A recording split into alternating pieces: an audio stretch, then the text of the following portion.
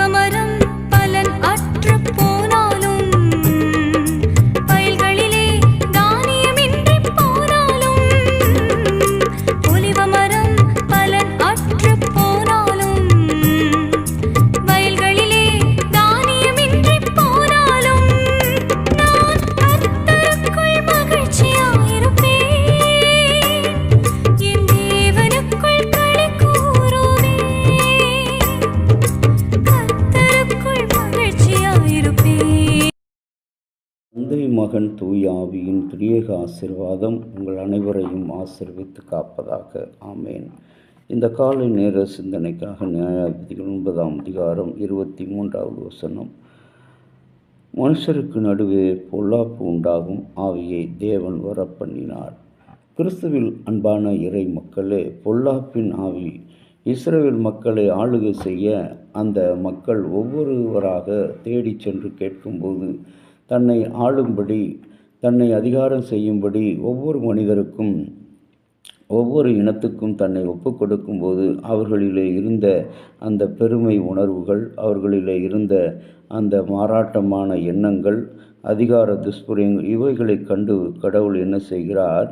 அபிமெலேக்கு சீகேமிலே இருந்து அக்கினியை, அங்கே அபிமெலேக்கின் மேல் பட்சிக்கிற அக்கினியை எரிந்தார் என்று சொல்லி பார்க்கிறோம். அந்த அக்கினியை கடவுள் அவர்களிடத்திலிருந்து அகற்றி போடும்படி சீகேமின் பெரிய மனுஷருக்கும் நடுவே பொல்லாப்பு உண்டாக்கும் ஆவியை நான் வரப்பண்ணினேன் என்று சொல்கிறோம். பொல்லாப்பு உண்டாக்கும் ஆவி. இன்றைக்கு கடவுளை பற்றி ஒரு தெளிவான பார்வை இல்லாத மக்களாக நாம் அவிவிசுவாசத்தோடு வாழ்கிறோம், பெருமைகளோடு வாழுகிறோம். தனக்கு புகழ் வேண்டும் என்று சொல்லி பொல்லாத பொய்யான காரியங்களை நாம் செய்கிறவர்களாக, பேசுகிறவர்களாக நாம் வாழுகிறோம்.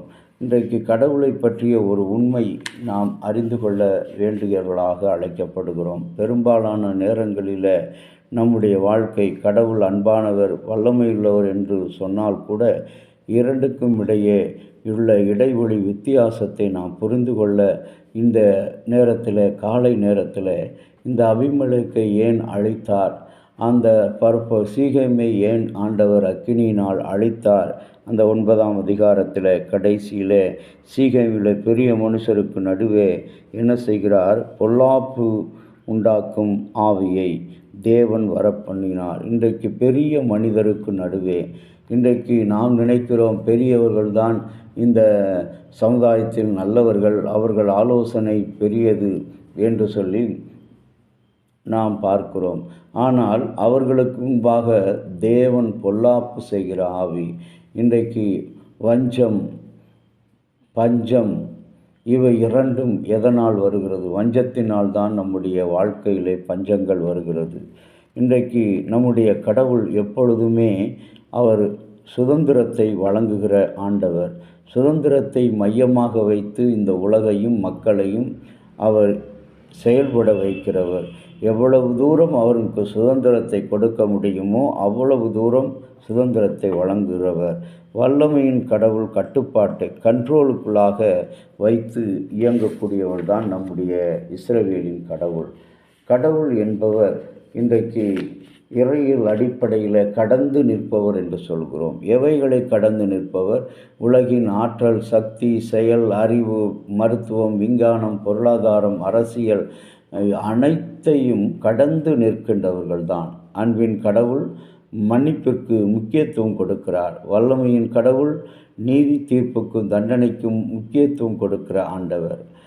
அன்பின் கடவுளை அணுகுகிற போது நண்பருக்கு உரிமையோடு நாம் எப்படி நண்பனிடம் கேட்போமோ அதுபோல நாம் இந்த நாளில் உரிமையோடு அவரிடத்தில் அணுக வேண்டும். அப்படி அணுகும்போது அடிமை போன்று பயத்தோடு அணுகக்கூடாது. கடவுள் அன்புள்ளவராக இருக்கிறார், அவருக்கு நிறைய நன்றி செலுத்த வேண்டும். நாம் கடவுளை வல்லமையுள்ளவராக பார்த்தோம் என்றால் நிறைய வேண்டும், இருக்க வேண்டும். அப்படியானால் அன்புக்குரிய இறை மக்களே, அவருடைய வல்லமை ஆதிக்கத்திலிருந்து புறப்படும் வல்லமை அல்ல, ஆதிக்க சக்தியிலிருந்து புறப்படும் வல்லமை அல்ல. ஒவ்வொருவரை தனக்கு அரசனாக, தன்னுடைய இனத்தானை அரசனாக வைத்து கொள்ளுதல், தன்னுடைய இனத்தானை நம்மை ஆளுகை செய்யக்கூடிய மூப்பராக, மெய்ப்பராக, உறுப்பினராக தெரிந்து கொள்வது அது கடவுளுடைய திட்டம் அல்ல. மாறாக அன்பிலிருந்து புறப்படும் வல்லமை.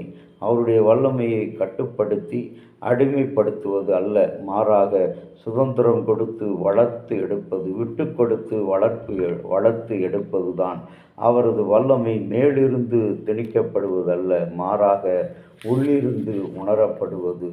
எண்ணிலே இருக்கிற இருதயத்தில் கசப்பானவைகள், வெறுப்பானவைகள், விராகமானவைகள், பதியப்பட்டிருந்த கருத்தியல்கள், இவைகளில் இருந்து நான் இன்றைக்கு கடவுளுடைய அந்த பொல்லாத, தேவன் அனுப்பின அந்த பொல்லாத ஆவிகள், அந்த எல்லாவித ஆவிகளிலிருந்து கடவுள் நம்மை தப்புவிக்க துணை செய்ய இந்த நாளின் சிந்தனைகளோடு கடந்து செல்வோம். ஆண்டவர் நம்மை ஆசீர்வதிப்பாராக. ஜெபம் செய்வோம். இரக்கமுள்ள கடவுளே, உம்முடைய திரு சன்னிதானத்திலே நாங்கள் பெரியவர்களாக காணப்பட்டாலும், திருச்சபையில் உயர்ந்த விசுவாசிகளாக காணப்பட்டாலும், நீர் அனுப்புகிற அந்த பொல்லாத ஆவி எங்களுக்குள்ளாக இயற்கையாகவே இருக்கிறது. ஆனால் உம்மை பார்க்கும்போது நீர் கட்டுப்பட்டு வாழ்கிறவர் அல்ல, கட்டுப்பாடுக்குள் இந்த உலகத்தை இயங்க வைக்கிறவர், மனிதனை இயங்க வைக்கிறவர். அதிகமான சுதந்திரத்தை கொடுத்து கட்டுப்பாட்டுக்குள் இயங்க வைக்கிற உம்முடைய ஆற்றல் மகத்தானது, மாபெரியது, மகிமை உடையது. அந்த ஆற்றலுக்குள்ளாக எங்களை அர்ப்பணிக்கிறோம். ஏற்றுக்கொள்ளும்